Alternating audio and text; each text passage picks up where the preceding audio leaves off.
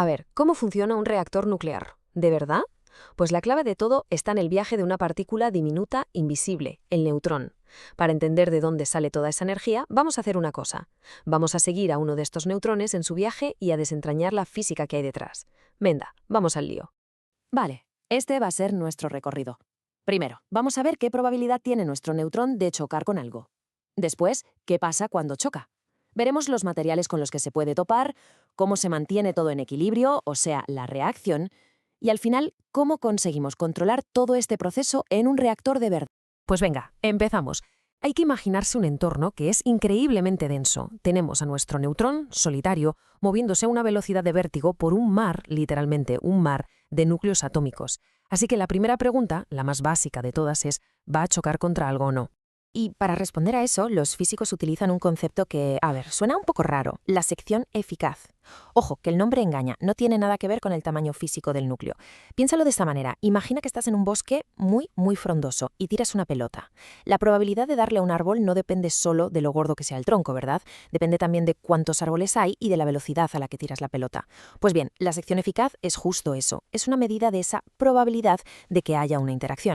Y aquí está la fórmula que lo pone en números. La tasa de interacción, que llaman RI, es básicamente el resultado de multiplicar tres cosas. Primero, el flujo de neutrones, o sea, cuántos neutrones están pasando por ahí. Segundo, la densidad de núcleos, que sería lo tupido que está nuestro bosque de átomos. Y tercero, la famosa sección eficaz de la que acabamos de hablar. Lo importante de todo esto es que si controlas estos tres factores, los ingenieros pueden regular cuántas interacciones ocurren. Y si regulas las interacciones, regulas la potencia del reactor. Así de simple y así de complejo.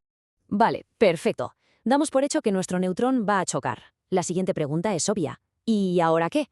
¿Qué pasa justo en ese momento? Porque no hay un único final. El neutrón se encuentra, digamos, en una encrucijada con tres posibles caminos. Estos son sus tres destinos posibles.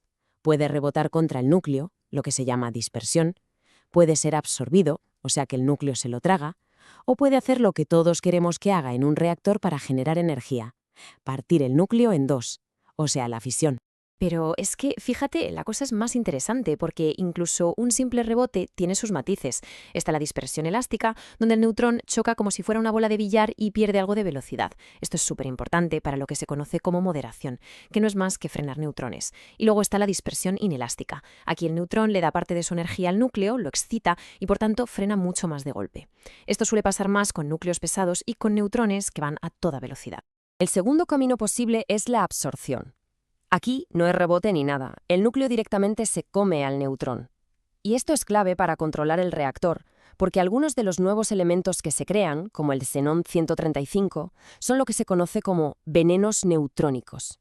¿Por qué venenos?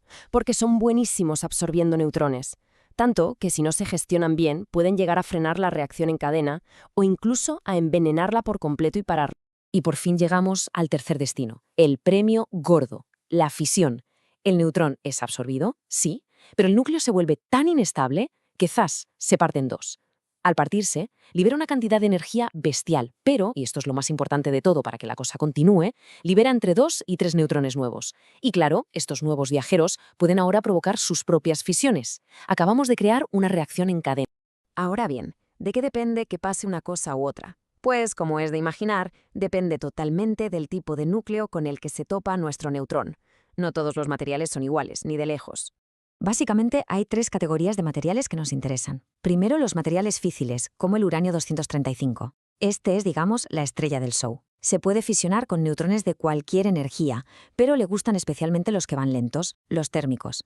Luego están los materiales fisionables, como el uranio 238, que para fisionarse necesitan un golpe muy fuerte, un neutrón muy rápido. Y por último, los materiales fértiles, donde también está el U238. Estos no son físiles, pero si capturan un neutrón, se pueden convertir en un material físil, como el plutonio 239. Entender esta diferencia es, la base para diseñar el combustible y todo el reactor. Y esta frase lo resume a la perfección. Todo material físil es fisionable, pero no todo material fisionable es físil. Parece un trabalenguas, pero es la clave de todo. El uranio 235 es las dos cosas.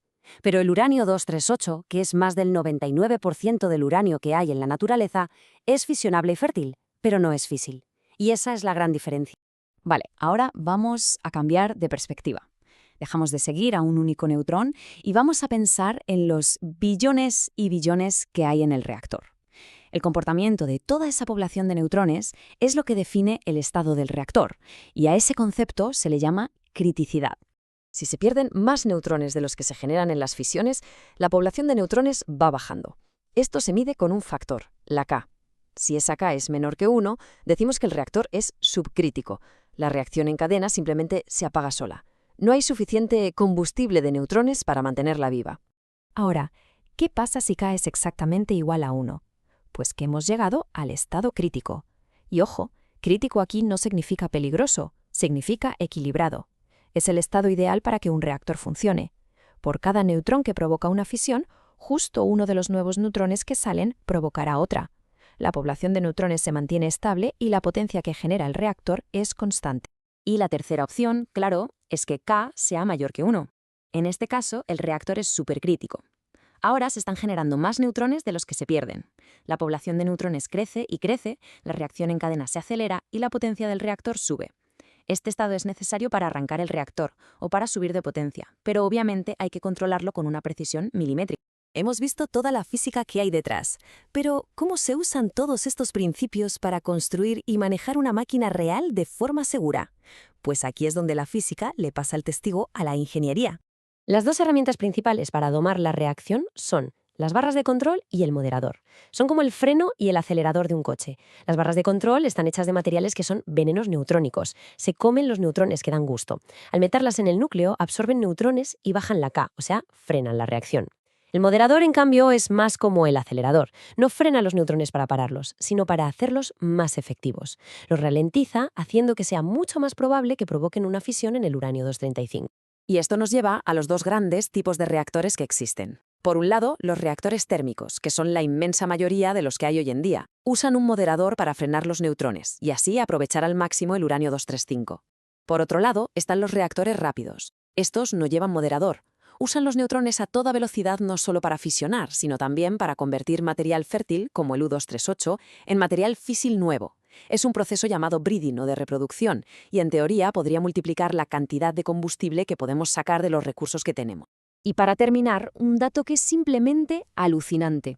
Todo esto de la criticidad, la reacción en cadena, resulta que no es un invento nuestro. Hace casi 2.000 millones de años, en lo que hoy es Gabón, en África, la naturaleza se las apañó para crear un reactor nuclear. Tal cual.